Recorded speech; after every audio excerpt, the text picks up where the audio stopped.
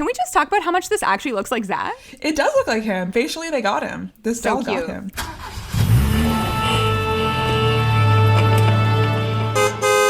Hi, everyone, and welcome back to Off to Broadway, the podcast where we deep dive into anything and everything musical theater from the comfort of my car. I'm Tara. I'm Stefania. And in today's episode, we are back with another composer series, and this time we are talking about Marc Shaiman and Scott Wittman. Now, when you hear those two names, only one of them is actually a composer, so we are kind of breaking our own rules here. But you can't talk about Shaiman and Wittman without talking about Wittman. So they're a team. They write their scores together. So even though it's Marc Shaiman writing the music itself and they collaborate on the lyrics, unless I don't think I'm wrong, but their Broadway success has always been together. As composers. Yes, the only thing that I would say is different is that obviously Marc Shaiman has had film score success, where Scott Wittman has not been a part of that film score success. No, he's done more. The other side of his career is more directing, and Marc Shaiman's is film scoring and some concerts and stuff. And then when they come together to write musicals, typically adaptations of movies. Exactly. So this episode sort of came to be because on our last episode, if you guys remember, my obsession was Rogers, the musical, written by Marc Shaiman and Scott Wittman. I could do this all. Save the city. Exactly. Yeah, we got it. So we were like, well, let's dive into their career because we've done Smash episodes. But looking at their Broadway life, I'm shocked that they have only done a few shows because I feel they are such a staple in the industry. And it was surprising to me that it was only a few that had been on Broadway. Yeah, I feel what has influenced us into thinking that they've done more or made us feel that it wasn't quite a shorter list is because I feel like they're very present on TV. Like they write a lot for television, not even just, let's say, Rogers the Musical or Smash, as we've talked about, but I feel like Marc Shaiman's always working on the Oscars and award shows and stuff, and SNL. Exactly. So they're very visible as writers, whereas other composers and people who write musicals are not as much. Yeah. When it came down to it, their list of Broadway shows is at 3 right now. There's a 4th in the works. Right. It is meant to, I think, drop fall 2022, which is Some Like It Hot. But there's no actual confirmation. There's a couple workshops happening as we speak. We'll talk more about that when we get to the end of their career.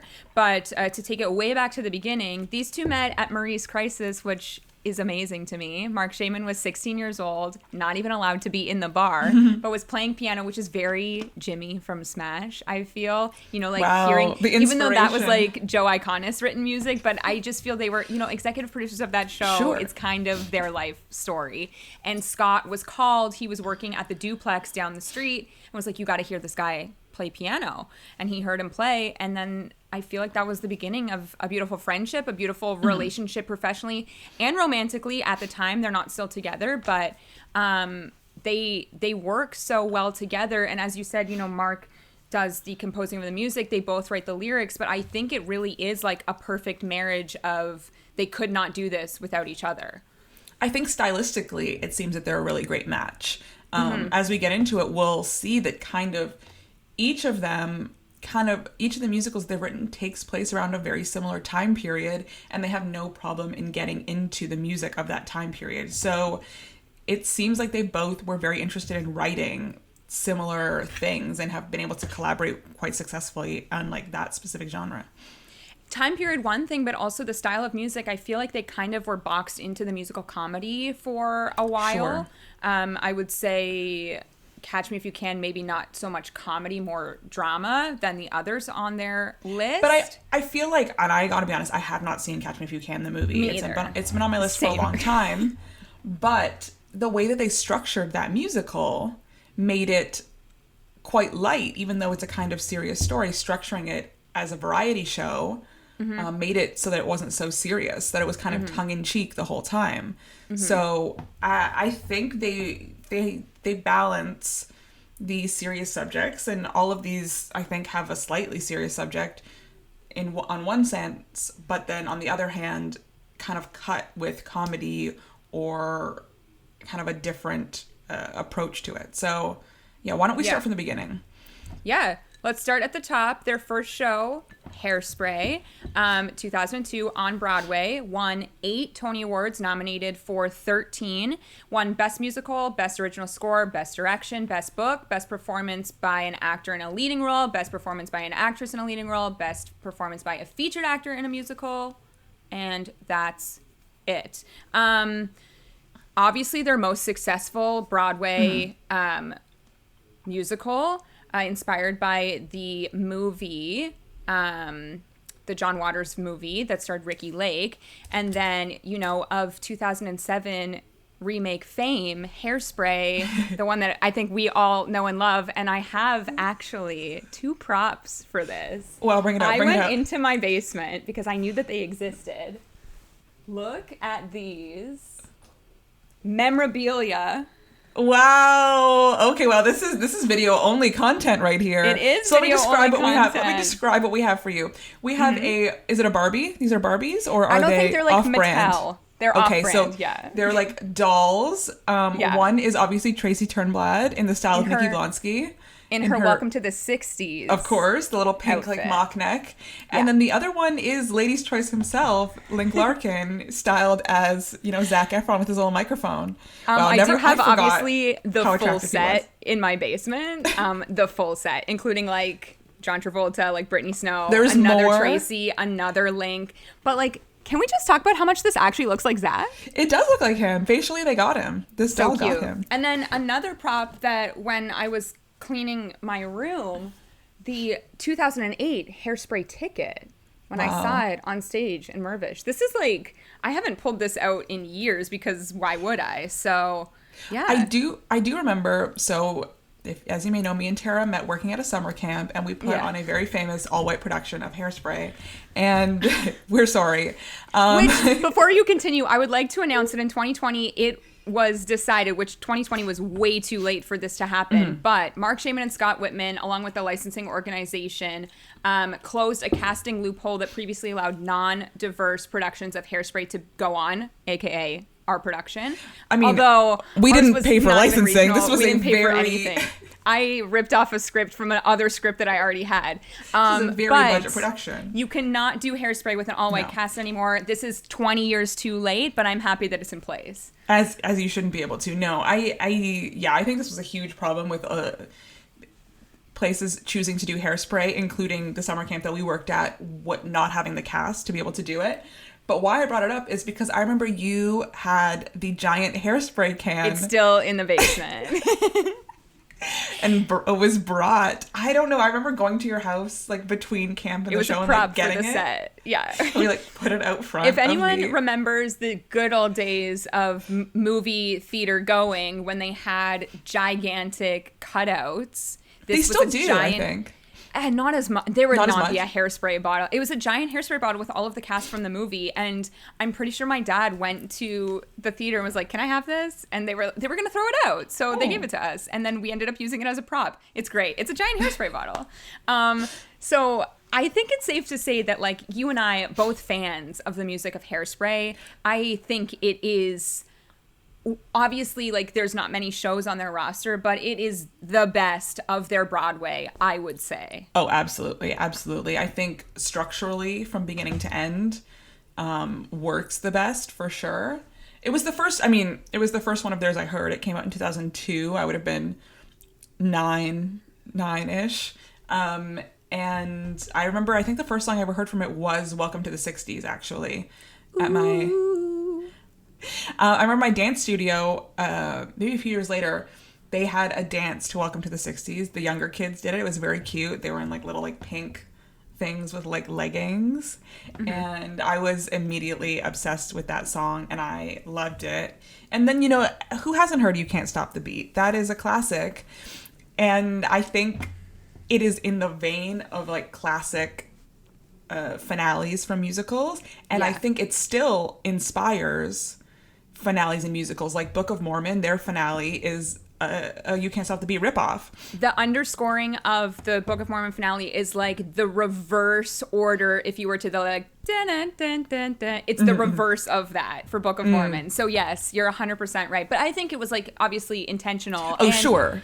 We've talked about Book of Mormon before and the way it's structured. Yeah, and also I was reading that Marc Shaiman worked with Matt Stone, Trey Parker for the Blame Canada song for that South Park episode. So they like kind of have a connection. So I'm sure it was like, hey, Marc, we're doing this. What are your thoughts? And he was probably like, I love it. But I think what this show specifically speaks to is what you were saying of like the musical style that they sort of kept themselves into, I would say like still to this day through their career. It is like, I don't want to say period, but it is kind of like time period of 60s, 70s, and that big orchestra and lots of horns. Yeah, the brass section. It's really good. Like, you don't hear brass like this anymore. And I feel like I say this literally every single time we hear a song with brass. I'm like, why don't we have more brass? Because it's amazing. The expensive orchestra that I'm sure was in the pit for this show that there's just not the budget for anymore. I think it's also super interesting with Hairspray specifically because this did come out in 2002, which was a post 9/11 musical to come out. And I listened to a podcast with Marc Shaiman, and he was saying that, you know, people were craving that joy and that fun and being able to sit in a theater and, you know, right out of the gate with Good Morning Baltimore, which is that heavy drum beat and the big brass, I think it's like saxophone, I'm not sure. Yeah. It's just like so bright and lively and helps you, I don't know, it's like a really good time when you're listening to that cast recording.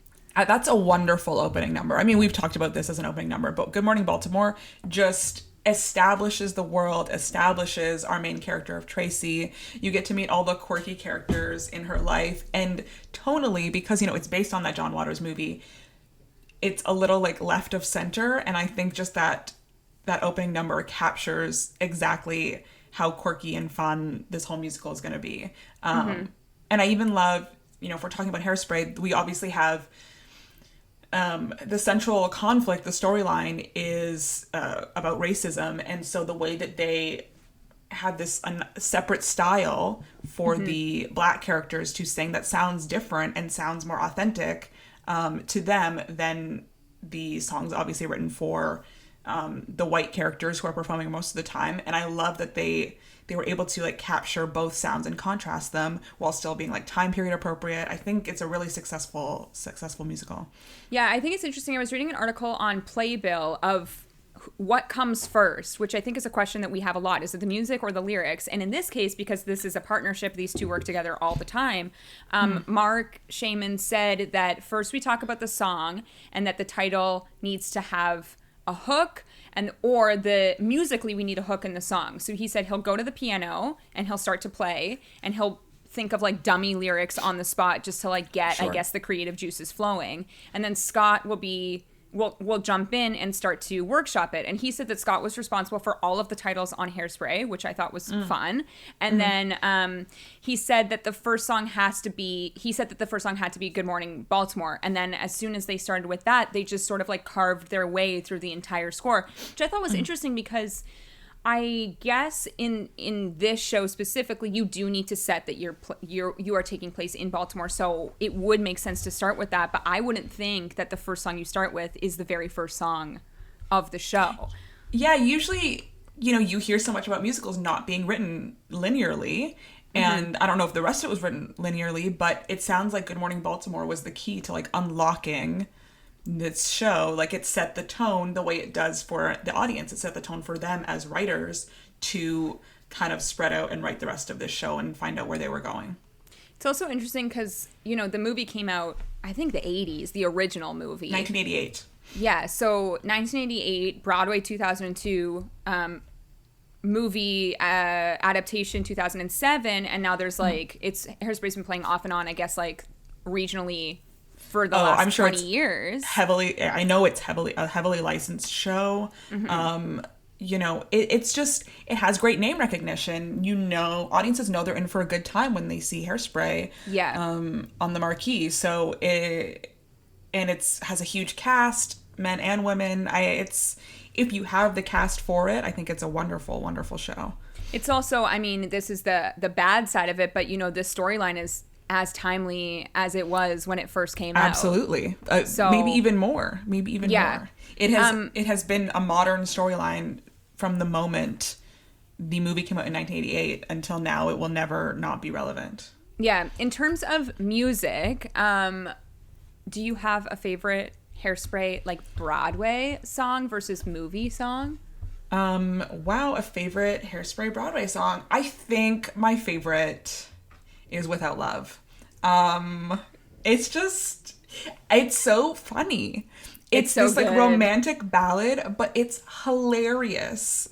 And again, we talk about the tone. It's the perfect, tonally perfect, this song. Yeah. Just the lyrics crack me up every time. Yeah. No, I agree.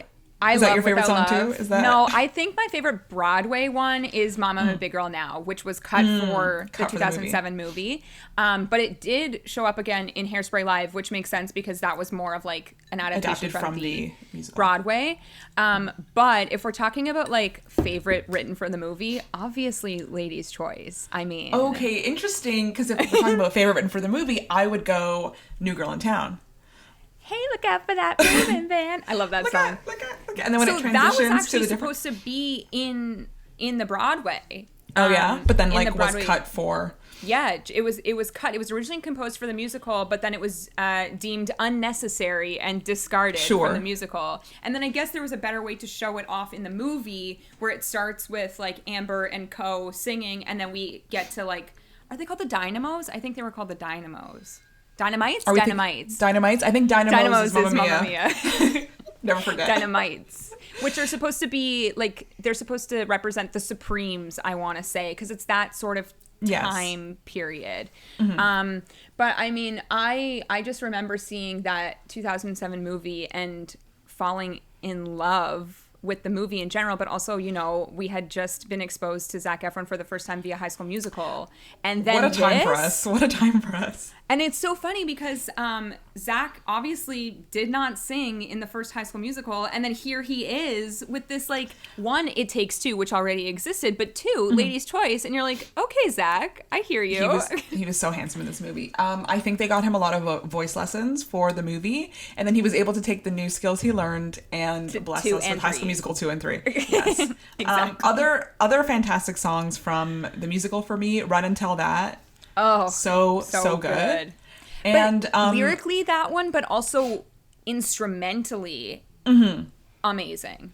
I love it. And also The Legend of Miss Baltimore Crabs, I think is so fun. It's such a good villain song. Ooh, maybe we should talk about villain songs one time. Oh yeah, that's a good one. Okay, write that down. Make a note.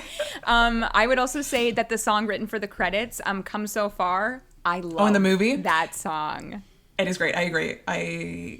It's a little bit of a cheesy message, but it's fine.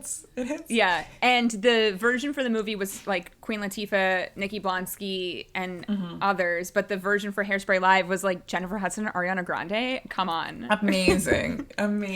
Yeah. What I love about the movie, I was listening to the movie soundtrack the other day, and You Can't Stop the Beat, which is a bit of a different orchestration than the Broadway.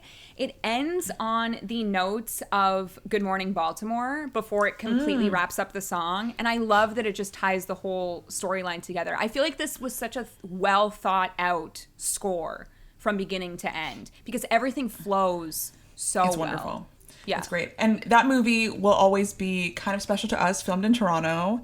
Yeah. So, you can kind of spot our city around. I can't believe I wasn't out on the streets looking for Zac Efron, but I guess we weren't introduced to him that much yet. No, it was immediately after High School Musical. Yeah. And I'll also say I was dancing at the time, so a lot of students and former students from my dance studio are just in the movie, in the ensemble. Oh, fun. A lot in You Can't Stop the Beat and stuff. So it was really exciting to watch in 2007. I'm 13 or 14 years old. Yeah. And getting to watch the senior dancers that I had looked up to in the background of the movie, dancing, having fun. And I was oh wow, this is what you could do. Not me, but this is what... it was like a really exciting thing to see. You know, another song that just I thought of, really fun, I Can Hear the Bells. It's just like... So funny. The use of bells specifically is so smart. Yeah. I love it. No, I honestly don't think there's a dud in this cast recording. If I had to pick one dud. Yeah. Wow, okay. This is hard now. Maybe I have 2 duds. But these are not because they're bad. It's just because they're like skips on the cast recording. You know what I mean? Oh, is it like the Wilbur songs? I was going to say, You're Timeless to Me. An absolute... Okay, but in the movie, it's so funny. It is really sweet, but it's a skip. Mm-hmm. And also, I would skip The Big Dollhouse every time. Oh, okay, but The Big Dollhouse is not in the movie, so they did skip it for the movie. They did. They were like, we agree, it is a skip. It is a skip. Yeah, I agree, but it's one of those things that, you know, like, I feel like every leading man on Broadway has played a Link Larkin at some point in their life.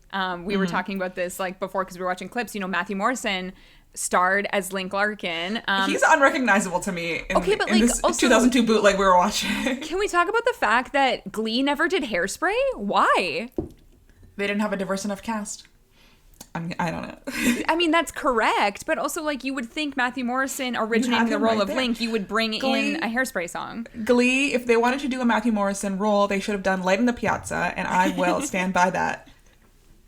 Just him singing in Italian. Just be like, wow, I heard about this musical. I'm going to sing a song from it. And then just, like, belt. That's great. I mean, the link that I'll never forget is Nick Jonas at the Hollywood Bowl doing it with Marissa Jarrett Winokur, which was like the age difference a little bizarre at that point because I think Nick was like 19.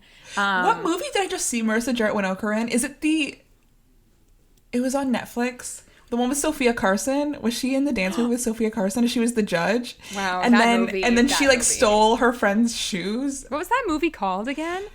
Feel the Beat? I think so. I watched this movie early pandemic days and told you to watch it, and then you only watched it like 3 weeks ago. Okay, not to sound really cool, but I watch movies with my parents sometimes, and so when we're just scrolling. And you landed on that? We're trying to like decide things to watch. I'm like, okay, what about this? We like to watch a nice, safe rom-com. That's the kind of movie that we're going for. Like a step above Hallmark. No, we watch a lot of Hallmark for the most part, honestly. But like for Netflix, it's a step above that. Is it though? I know. Sometimes it's a step below. Sometimes it's a step below. But yeah, we watched Feel the Beat. She might have been in that. Happened. I think you're right. I think she was like a judge as herself. Amazing. Also on Big Brother, Celebrity Big Brother. So, you know. The winner. Yeah. Okay. Dancing with the Stars. Many things. Yes. Okay. Let's go on to their next Broadway show.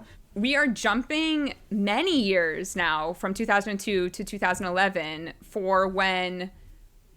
No, it wasn't Aaron's Broadway debut because Next to Normal, but Aaron never looked better on stage. Well, he'd done Wicked at that point. That's Aaron true. had done Hairspray at this point. He'd done Next to Normal. This was the golden era of Aaron Tveit, and then he left Broadway. So handsome. Oh my God. Cutest. This was his like big leading role. This was his carrying a show for the first time. We are talking about Catch Me If You Can, which was the adaptation from the Steven Spielberg, Leonardo DiCaprio, Catch Me If You Can. And I said off mic that, you know, when you're looking for a Leonardo DiCaprio type, obviously Aaron Tveit. I agree. Aaron, I think facially does have a bit of Leo.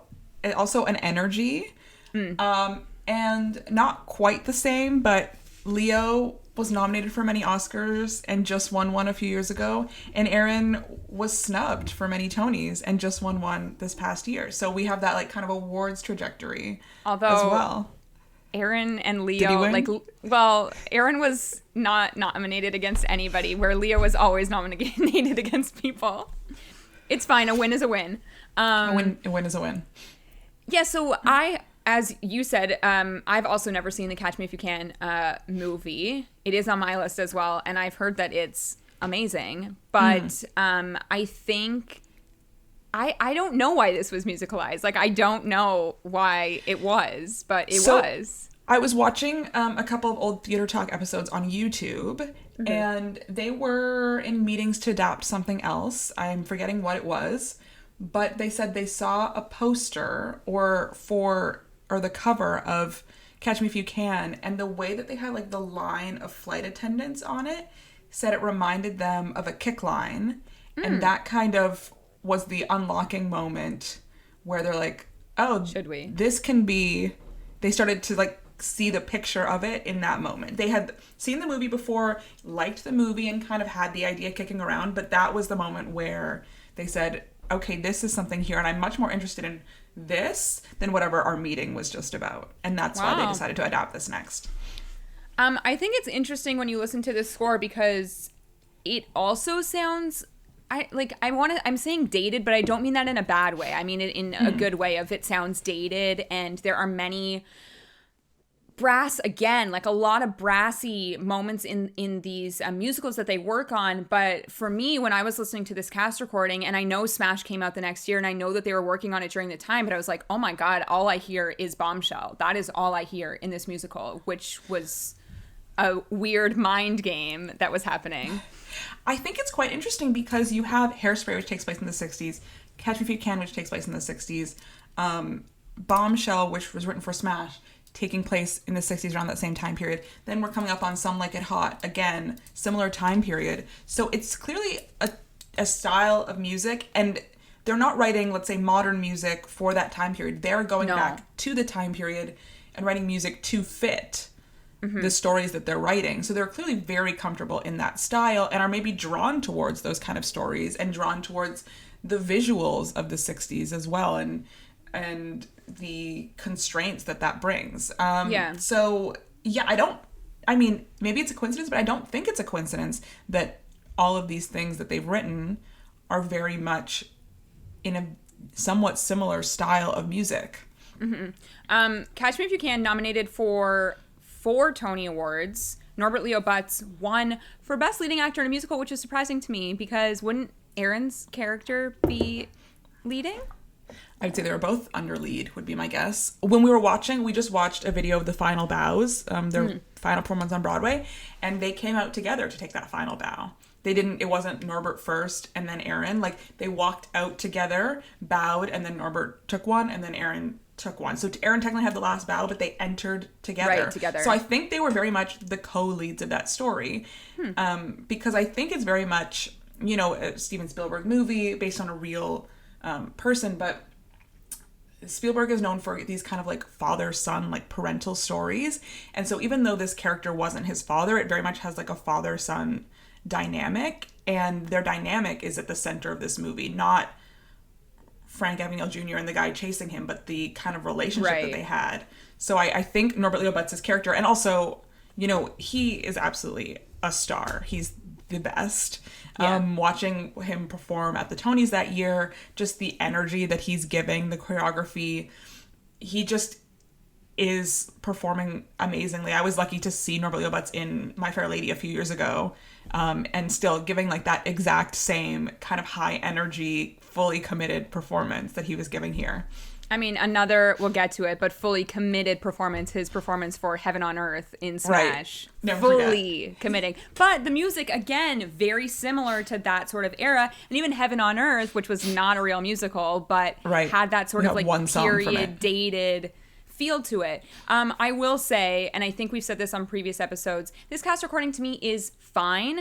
The standout among standouts is Goodbye. That song, absolutely phenomenal. So good, so well crafted. The instrumental, so good, but also just the way that, I don't know, like the way that it's sung. I mean, Aaron is Aaron. He's phenomenal. We all know this, but the key changes that happen, like everything that is going on instrumentally, I'm obsessed with. It really is a gorgeous, gorgeous 11 o'clock number. It was the first thing I heard from Catch Me If You Can. I knew of the movie, and I knew that Aaron was leaving Next to Normal to do this musical. So that was kind of what I knew. And then I saw him sing Goodbye on YouTube or something, and I'm like, this song is amazing. And I listened to Life in Living Color, which is like Live in Living Color, which is the opening, which kind of like sets up the variety show structure framing device that they have. I listen to like Seven Wonders, which is really good. Yeah. I love Fly Fly Away. Love Yes. Fly Fly Away. But if I'm going back to one song from this cast recording, it's Goodbye. Mm-hmm. It's Goodbye. And we have, like, that is the only one that I have downloaded on my phone. I have the other ones elsewhere, but like not downloaded. I think it's interesting to bring up the variety show Framing Device, because they did talk about this in an interview of how their inspiration for that was the Ed Sullivan Show, which also dated, obviously. So to think of that inspiration and then put music to that, as well as like the storyline, it all feels very cohesive, I would say. But yeah, we've never seen Catch Me If You Can, movie or musical. No, it only ran for 170 performances on Broadway. It was on my flops list. Right. Goodbye. Flop. Yes. Goodbye. So it didn't run for very long. I wouldn't like. Yeah, it was not a success. I think it was a flawed show. I think they would agree too that it was a flawed show. Sure. But I think there are like special moments, and I think there was something fun about it, like something interesting about it. Whereas we're going to talk about their next show, where I don't really think there's anything fun or interesting about it. Should we skip Smash and go straight to the next one? Yeah, no, Smash is at the end. Smash is at the end. We will devote time to Smash. Smash okay, at the great. end. So we are jumping now to 2013, which is when this show made its West End debut, because it did not come onto Broadway until 2017. And there was actually quite a few like structural changes to the show. Director change in director. Yeah, the set design was completely different. The songs, they didn't write anything specifically new, but they took things out of the West End one. They added more of the movie stuff in, and we are talking about Charlie and the Chocolate Factory. Right. Steph, why don't you give us your initial thoughts on this cast recording? So some of you may know that I procrastinate preparing for these episodes, and so earlier today, I'm a busy girl. Okay, I'm a busy girl. Earlier today, I'm like, well, let me listen to the Charlie and the Chocolate Factory cast recording for the first time in my life. It was also the last time in my life. I hated it so much. Oh my God. It was so bad for me. It was so painful. I saw this musical on stage. It was painful. Not by choice. Actually, like, not by choice. Tea, gossip. So a lot of time when you started a podcast, when people started a podcast, they will record or try and do practice episodes. Oh my God, yes. Wow. I forgot about this completely. How did you forget? People, I've heard of other podcasts doing this. They'll do practice episodes before you start. And our very first practice episode was, because I didn't get to see it, was me asking you and us talking about the Charlie and the Chocolate Factory musical when it was here in Toronto on tour. Did we record that? I think we did, but just on an iPhone, maybe. Amazing. We were driving somewhere. We were straight up actually driving. That. We were like going on a road trip, I feel. I feel like we were driving to see Hamilton. You're right. We probably were. Wow. What a good memory. Yeah. And I'm sure my thoughts then were the same as they are right now. Yeah, it wasn't. We didn't love it. I'm sure I have my notes for it somewhere. That's amazing. But yeah, so our first ever practice episode was about this musical. Yeah, I really did not enjoy this cast recording at all. The best stuff on it was the stuff from that original 1970s movie. And I would not recommend. You don't need to listen to it. So I can't even remember I guess 3 or 4 years ago is when it was here, because that's when we would have been doing the test podcast stuff. 2017? It came on tour for Mervish, and I remember seeing the posters up in New York that it was going to Broadway, and I had been to New York like a few times, like never on my list of a show to see, even though like Christian Borle starred, randomly shaved his head for this. We don't know why. Right. Same season as Falsettos, right? It was the same season as Falsettos. Which I think he left early to do this. I don't think he left early. The Falsettos was the limited run, right? It ended in January. Yeah. So then he had directly in though, basically. Yeah. And I mean, adapting a beloved movie, it's like hit or miss. I would say it's always hit or miss. But especially when you think it's supposed to be based on the original Roald Dahl book. Which I think but clearly the Johnny Depp version of the movie is also supposed to be more based on the Roald Dahl book than the original movie. But I get my only comparison to this is because it's two Roald Dahl shows is Matilda. And which is great. Matilda is a far better show, and even still, like, we didn't love Matilda. I think it's good, but I don't think it's like the greatest musical of all time. Whereas it has more special moments, Matilda. There are really special things about Matilda. And again, I didn't see this. Straight up bad. There's nothing special about this. And it's so interesting because I was watching, I think it was a Broadway.com interview with Shaiman and Wittman, and they were talking about the score and talking about how they had to change things from the West End, which we'll say very successful in the West End, ran for 4 years, but they kind of like the quirky, there's a different things. taste. There's a different taste there and here, and not that it's better or worse. Viva Forever and Charlie and the Chocolate Factory hit. I don't know if Viva Forever hit, but it was there. There's a different taste level here and there, and the taste what they value in art in the UK is just a little different. Weird. And also, even if the music wasn't great there, they had an insane, crazy set at Drury Lane. The Drury Lane Theater, Scott Whitman said, was like triple any size of the Broadway theaters out there ever. So and they had so much space to play to fill the space. But then when they brought it to Broadway, it's a very minimal set. So there's nothing to distract you from this music that is, in my opinion, just bad. Yeah, I mean, as you said... Not even bad, just like boring. No, it's bad. It's bad.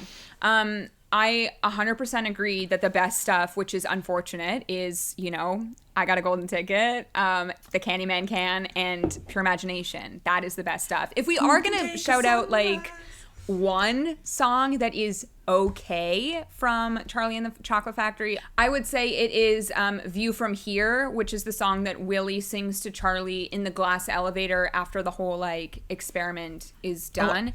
It's nice. I was going to shout out a different song, but go ahead. Oh my God, we have two different songs. We have picked out 2 songs from this musical that is bad. Okay. Yeah, I think it's nice. I think Christian Borle sounds nice on it, and I think seeing it on stage, they did do some cool sort of stage tricks with the glass elevator. I saw, who I saw? Noah Weisberg, who's Indoor Boys fame. Yes. I remember talking about this. He was Willie, yeah. The song I would shout out is the Act 1 finale. As I was listening to it, I was like, this is the Act 1 finale. It's Must Be Believed to Be Seen, sung by Christian Borle, Willy Wonka and company. And I was like, okay, this is nice. I don't hate this one. Do you remember at the beginning of the pandemic, there was like a Charlie and the Chocolate Factory song that went viral on TikTok, and everyone was doing the like Veruca Daddy moment? No. I think it was like the hip hop song from this musical, but I can't remember what that song is. The Queen of Pop, maybe? What did sweet Veruca say? Daddy, yes. buy me North Korea. When Veruca says, Buy. It's like a battle cry, and when Veruca says, Mine. well, I've jelly for a spine, and if Veruca said, I know it. I have no recollection of this. I wouldn't have recognized it because I listened to this cast recording for the first time in my life. Today, 1 hour before this recording. I will say the wildest moment on stage, which we did watch before we started recording, is the Nutcracker Suite, Veruca's Nutcracker Suite, where she literally gets torn apart on stage by life-size squirrels. They rip a child lip from limb. I think they were played by adults, though, these children. All of them. Except for Charlie. Yes, which is similar to, I mean, not in the same way, but Matilda, like, the brother was played by an adult in Matilda, whereas the Matildas were children. But they had a big, like, children's ensemble in Matilda, whereas in Charlie and the Chocolate Factory, it's, like, one child on stage. And but I think that was intentional because of, like, the dark violence. The straight up violence. The straight up violence. And then the other song that I was going to shout out in a bad way, which I think might be Shaiman and Wittman's worst work, is When Millie Met Oompa. Oh my God, watching this on stage and like the Oompa Loompa theme song that these guys sing, I don't even know what they were thinking. I actually don't even know what they were thinking, because you think of Hairspray, you think of Catch Me If You Can, you think of Smash, and then this, like, how did this even happen? I don't know. This felt like a very commercial endeavor, the writing of this musical. Well, it didn't sound like, and maybe I don't know, but it didn't sound like they were like truly passionate about writing a Charlie and the Chocolate Factory musical. I mean, it's interesting to bring that up because, again, in an interview that I saw with them, they were like kind of given a timeline by Warner Brothers of when this needed to be done. So it was like, write your music, get it on stage, and send it on the road. So I kind of agree that it maybe felt rushed. And they were like, I guess we got to bang it out because Warner Brothers is paying us for this. So here you are. And I was watching the theater talk when they were talking about the Drury Lane production.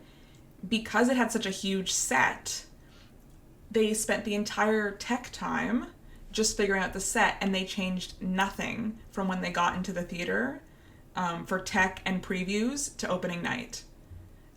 So they were happy to get to revisit it when it went to Broadway because they had all these things they would have wanted to change, but they were unable to because they just did not have the time there. And I'm like, okay, so you're sending out this kind of incomplete or like show, like a workshop version. Yeah, you're not, because they haven't been able to tweak it with that audience reaction. So I was like, okay, so it wasn't exactly the show that they wanted on the West End, and then they had the opportunity to change it here, but they also had, Warner Brothers in the studio telling them, okay, you need to put in these songs, and you need to add this, and it's like it just didn't seem like more of the original movie. So Pure Imagination was in the West End, but the other two songs were not. And Warner Brothers was very much like, we want these in the Broadway version, which again, I feel like very similar to what we talked about on our last episode. Broadway is a business at the end of the day. And when you have big money like Warner Brothers saying, I want this in your musical, what are you supposed to say? No, like you can't. Absolutely. You have to do it. So yeah, not their best work. I'll never listen to this again. No. I revisited it also and then remembered my initial thoughts to it. So. I like the any of the scoring. Anytime it was like the Candyman scoring instrumental pieces. Sure, but that already existed. We are moving on to a movie because this was a movie that they wrote original music for, but also a movie that Marc Shaiman got to score, and that is Mary Poppins Returns.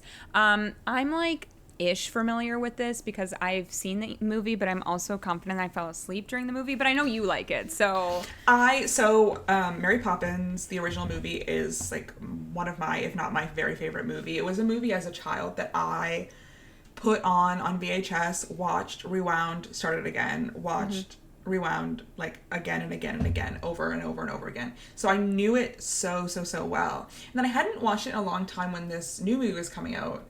And I watched it again, and there are some parts of it that are I still think it's a wonderful movie, absolutely magical. But it is long. And when I saw Mary Poppins Returns in theaters, and I also felt slightly long. That's not a Marc Shaiman and Scott Wittman decision or choice or problem. Probably a Mark Platt decision and choice. There are people whose problem it was, but again, not Shaiman and Wittman. I think they wrote some really lovely music. I think it did pay tribute to the Sherman Brothers who wrote the original movie's music.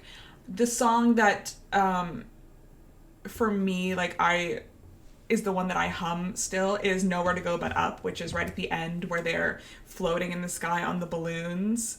I used it. I was still teaching dance at the time, and I used it for our final recital performance for the parents, and the kids absolutely loved it, and the parents loved it. They're like, oh, we just took the kids to watch this movie. I'm like, yeah, it's great. I watched it too. And I thought it was a really sweet song, but I don't think there's really anything that memorable in this movie. I was going to say the song that was nominated for the Oscar for Best Original Song was The Place Where Lost Things Go, which I believe is Emily Blunt's solo song in the movie. It was nominated for Best Original Score. They did not win anything for Mary Poppins Returns. But again, I was listening to Marc Shaiman on a podcast, and he said that so much of his musical DNA was built from the original Mary Poppins movie. So the fact that he was able to work on an adaptation was a bucket list dream thing for him. And then, to bring a partner like Scott Wittman over with him and get to share in that together, I'm sure was very special for them. So I think the biggest thing for him, songs aside, was that this is a man who has scored many movies. We haven't even talked about the movies that he scored, but to be able to score a movie that is not a remake, but a sequel, if you will, to something that he was obsessed with as a child is like a really cool thing. So it is for sure. The kind of other one that was popular was Triple Little Light Fantastic, which is, yes. you know, we haven't even mentioned Lin-Manuel Miranda starring in this movie, which is the Lamplighters' big song, kind of the Step in Time air. Yeah, the interesting thing about this movie is that I found it very much like kind of beat for beat following what Mary Poppins did. So you had, I don't know, The Spoonful of Sugar, where I think kind of became the like, can you imagine that? Triple Light Fantastic is like Step in Time. There's, what's the song that Meryl Streep sings? There's also, it like is a parallel to the scene where the men are on the ceiling. Like it very much follows the exact same like map that the first one did. And I wish it had kind of been different, done its own thing a little bit. Yeah. Just to speak on movies in general, Marc Shaiman did score like so many movies that I didn't even realize. I'm just on Marc Shaiman's website right now, and I would say the biggest ones are When Harry Met Sally, Misery, which I think is so interesting because he's done a lot of romantic comedies, and Misery, the complete opposite of romantic comedy. So the music obviously much, much darker than things that he would be used to. Some other ones, Sister Act, that's a really fun 1 and 2. Yes, 1 and 2. As I said in our Oscars episode, Mr. Saturday Night, which... Of course. Why aren't they doing the Broadway? I don't know, but they're not.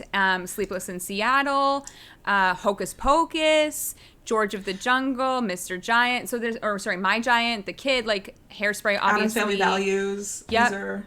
And then the ones that interest me are like the rom-coms, like the When Harry Met Sally, the Sleepless in Seattle, because those are movies that I love and like have watched, and so I don't know, I think it's interesting to hear. But I think that put him in that like I don't want to say romantic comedy because I wouldn't consider like musicals that way, but I think that put him in that musical comedy box of all he can do is this, and I don't know that he wanted that. I don't know. It's interesting to think of like the music. Obviously, again, Hairspray musical comedy, Charlie and Chocolate Factory, dark musical comedy. Catch Me If You Can, like undertone musical comedy. So Smash, no, not really. Bombshell is pretty drama. You know, Smash, I mean, let's get into Smash. So the musical Bombshell, Marilyn's life is a tragic story, but there's still like, can you say Let's Be Bad is not a musical comedy number? Can you say National Pastime is not a musical Pastime, I would say number? More than Let's Be Bad. What about because she's something kinda, like Public Relations? Is that not kind of a musical comedy number? And there are obviously, I think, more serious moments in quote-unquote Bombshell, the show, that doesn't exist than in any of these other shows that we've talked about. But I do think they know how to do like a fun, bombastic, big dance party number that is funny and fun for the audience. Yeah, I mean, we have done 2 full episodes on Smash Season 1 and Season 2, so to hear all of our thoughts on those, please go listen. But, and I mean this in the highest compliment possible, their Smash stuff, the best work. It is their best work. What we've talked about today, when I hear Hairspray, I like it. I never seek it out.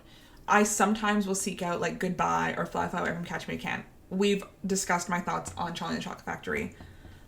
I go back to Smash all the time. Since it came out, all the time. We are always listening to Smash, like always. And I think when that Smash concert came out in 2020, well, like re-aired in 2020, and then we heard the announcement of the musical Smash being worked on, it was like, okay, but where's Bombshell? Like, I want Bombshell. That music, which I think, again, speaks very much to the dated period, old school style. Similar times period as these other shows. That is their best work. Let Me Be Your Star, their best work. Like, that is a fantastic song. Yeah. So, I do think, and I, again, mean this with, like, the highest compliment, that the music from Smash is so well thought out to the storyline that they were creating with Bombshell. But it is interesting when we think about it, like Bombshell, at the state that it is currently in at the end of season 2 with Smash could never be on stage, because how could anybody sing all of those songs in one musical? No, it's like what I was saying before we hopped on. The freedom that they had in writing Bombshell, in that it didn't actually have to work as a show, I think really helped them in writing these songs and this music. It's great, but they didn't have to worry about, okay, this song next to this song, will the costume change fit in? Will the set change work? True, we never even thought about costume changes. can someone vocally sing this?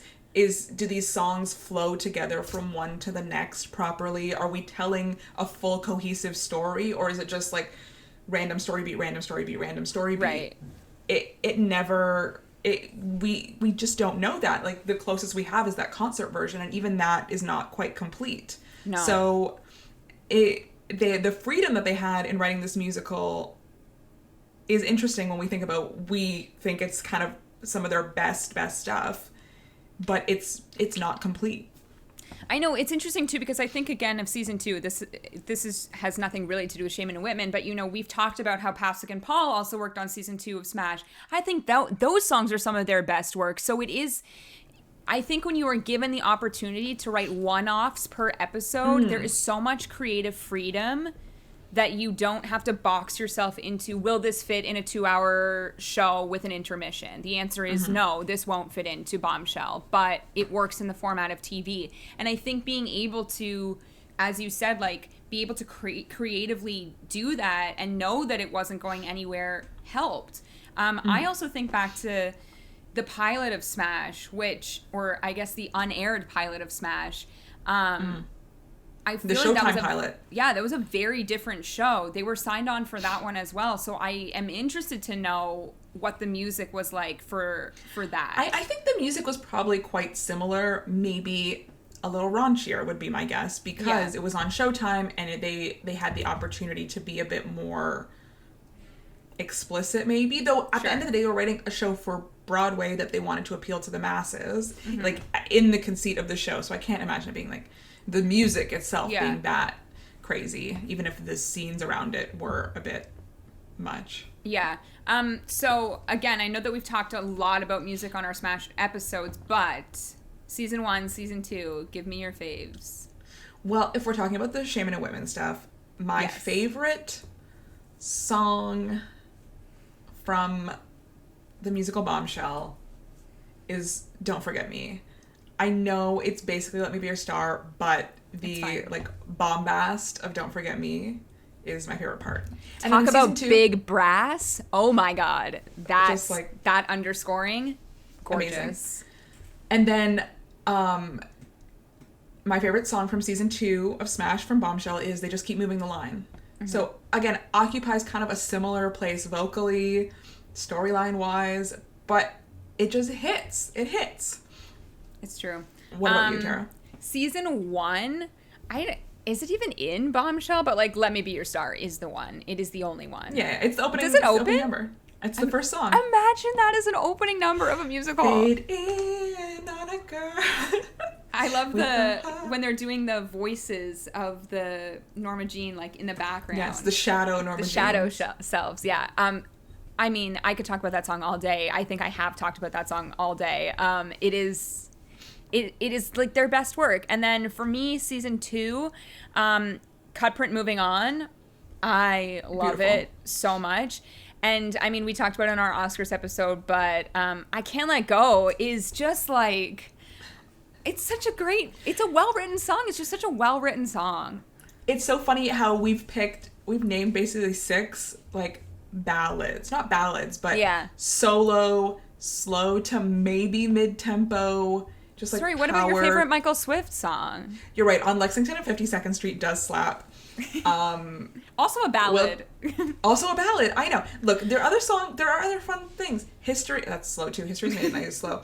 20th Century Fox Mambo. 20th Century Fox Mambo. That's really fun. That's great. Such a production number. But I don't go back and listen to that the way I go back and listen to They Just Keep Moving the Line. No. I think it's important to talk about Mm-hmm. the fact that they have only written for adaptations. Yes. Why? Right. So the next thing that they're doing is Some Like It Hot, which workshops, we're thinking next season on Broadway, we will see. Also starring Christian Borle, and I believe J. Harrison Ghee as kind of our two leads. And it's drawing parallels to, you know, a Tootsie and Mrs. Doubtfire, because it has a similar conceit in the beginning, at the center of it. The way that a man in a dress was the only funny thing in this time period, I'll never understand. It's very interesting that this is a well that has been gone too many times before, and that Broadway just can't let go. I will say though, let go. Yeah, so Some Like It Hot based on the 1959 movie, but Matthew Lopez of The Inheritance is writing this script. So yes, I saw that. Do we trust it more? I don't know. Look, I think Matthew Lopez is very talented. A queer man writing this musical, great. A non-binary person in one of the starring roles in the workshops, as far as we know, great. Marc, Shaiman, Scott Wittman, obviously both gay men writing this music, fantastic. It's just, and we don't know what the script changes are, but the source material, very much the joke is, isn't it funny when a man pretends to be a woman? Isn't that hilarious? And it's just not funny. It's not. Well, and I want to bring in what we were talking about off the air, which is Hairspray, because obviously Harvey Fierstein got like his biggest shot with Hairspray playing Edna, but we discussed performing. You know, he's obviously an amazing writer, but of course, as a performer. But we discussed that Edna isn't meant to be a man in a dress. Edna is a woman who is played by men. And I do want to point out that in the West End for the 2021 revival, drag queens stepped into that role, which I think is fantastic and a different way to elevate that character. But we did discuss with like Doubtfire and Tootsie and Matilda that there is part of still in, unfortunately, Broadway life that part of the gimmick is that there is a man playing a woman, and I just don't get it. Yeah, I don't. I'm very hesitant about this. It is another adaptation for them, which is kind of how we got here. But yeah, Hairspray, I think, is the one in this kind of genre where the joke is not that Edna's played by a man. That is just the character. That is just what they've chosen. And Some Like It Hot, we haven't seen it yet, but I'm very, very hesitant, and I'm like very skeptical about how they're going to handle it, because I don't think Tootsie or even really Doubtfire at this point have handled it very well. Also for Some Like It Hot, choreographed by Casey Nicola. So, you know, we love that. This is the thing. Like, and rightfully so, can complain about the shows being created in general, but then you look at the creative team and you're like, they're all talented people, but I wish they were using their skills and talents for something different. I agree. Yeah, it's true. But yeah, the rumor is that it will be part of next season on Broadway, because we should mention the Tony Awards have set a date. We have that confirmation now. Yes, our first recording since the Tony Awards set a date. Yeah. So the Tonys are happening on June 12th. And the cutoff, we were basically right. You're right. April 28th is the cutoff. Mr. Saturday Night, as of right now, is the, I think, final show, which is April 27th. And I believe the nominations are May 3rd. So I think you're right. We are on episode release a month out from that, which feels crazy because, you know, it's been a few years. I can't believe we're back in the real life schedule of an actual award season for Broadway. And I'm excited. It is the 75th Tony Awards this year, so it's a big one. What are we going to do? It's 20 years since Hairspray, which we were talking about. I said, are they going to do something for the Tonys? And then we remembered that they did something last year for the Tonys. They did something. They reunited the original cast. Yeah. I don't think I saw that. I was not watching that part at that point. Well, when you came over, we were trying to figure out how to stream it in Canada because, as you know, it was not streaming in Canada. The CBS All Access part, the first 2 hours were really difficult to get in Canada. And then they played Big Brother for an hour before we got into Exactly. I feel like there's been so many parallels. When Marissa Jarrett Winokur and Big Brother, we're back around to Hairspray. I feel like it's been a whole full circle moment. So what a perfect time to end our conversation on Marc Shaiman and Scott Wittman. Again, we will continue to do these composer series as we continue to do this podcast. I do think it's interesting that this is our first one of a writing team. So we are definitely open to doing more writing teams. Obviously, Aaron's and Flaherty has been floated around. Yeah, we've been talking about them for sure. We'll probably do them at some point. But yeah, if there are any composers or writing teams that you would like to hear in our composer series, let us know. But with that being said, it is now time for our obsession of the week. So my obsession is something that I actually saw on TikTok a few days ago. It is an artist named Matt Copley, and he does these punk rock versions of Broadway songs. I love these people that do these remixes on TikTok. It's so fun. It's so fun. So on Spotify, he's released a few, but the one I'm going to highlight is his version of Wait For It from Hamilton, obviously. And I just really love to hear these songs in a new way. I think Wait For It is an amazing song in Hamilton. And so I think it really holds up to many different interpretations, lyrically and like in terms of melody. And it's just really fun to hear other people's interpretations of these songs, like the Leslie Odom Jr. version. Perfect, stunning. But getting to hear a rougher voice, because Burr is so smooth. Yeah. And getting to hear this kind of like rougher, maybe like slightly angstier version with all this guitar in the back. It's just like really fun. I think when you hear covers of songs, I think it makes you listen to the lyrics in a different way, or makes you hear them for the first time. Like it was the first time all over again. So my shout out, check him out on Spotify, Matt Copley. He's also got a version of The Phantom of the Opera, Defying Gravity, but I'm gonna shout out Wait For It. Phantom Punk I feel is crazy. I feel like it works. I mean, when we were given DJ Lord Weber, like, it works. That was amazing. That was amazing. That was for Phantom's reopening, and I'll never forget that. That street party with Countess Luann in the DJ. And I meant to mention, because I had watched that like PBS Broadway's Back special, they interviewed Andrew Lloyd Webber about that moment. As they should. And he was like, it's been a time where we haven't been able to perform at all, so I figured, let's have a street party. And he's like, my alter ego is a DJ.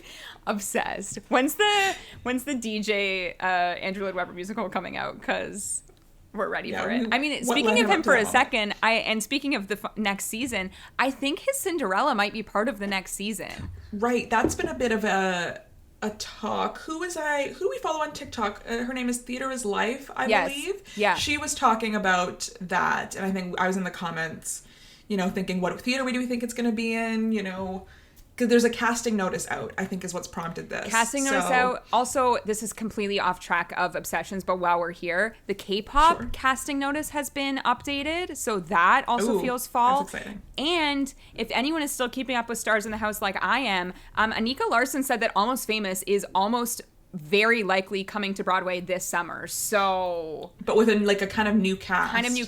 And I don't think we have said since our way too early Tony nominations, Sing Street is alive, everybody. I know, we really thought it was dead. They're doing it out of town somewhere. It's not going to, in the fall. Them. Yes. In the fall. So there's been kind of news. There's been movement. There's been rumblings. Yeah. So back on track. That's great. I want to hear the Phantom punk version, because I love that. My obsession, complete opposite of punk, but I have been shuffling on my phone when I drive, which I never do, like literally go into songs and press shuffle, and it's been a great experience because it's reminded me of songs that I loved years ago, and one of those is the song called Here For You, which is Jeremy Jordan singing with Jonathan Reed-Gelt. I was obsessed with Jonathan Reed-Gelt in high school. He writes a lot of musical theater songs that are just like sung by musical theater artists, and this song is stunning. Jeremy always sounds amazing, and it reminded me of when which we also just watched, him singing Cut Print Moving On from Smash. I was like, oh, sometimes I miss just hearing like big belty Jeremy Jordan, and this is one of those songs.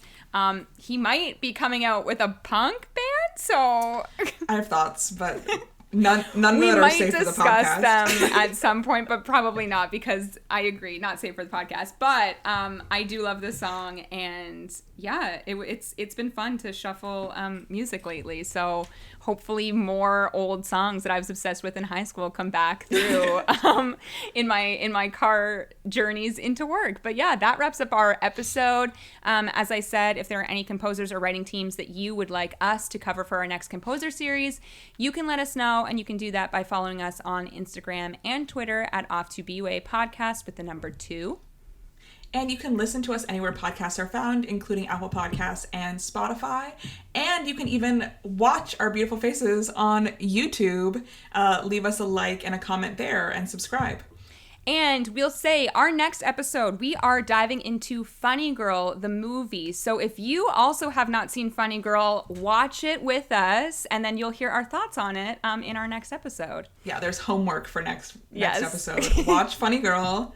If you, like us, have been sheltered your whole life and never seen it in preparation for it opening on Broadway.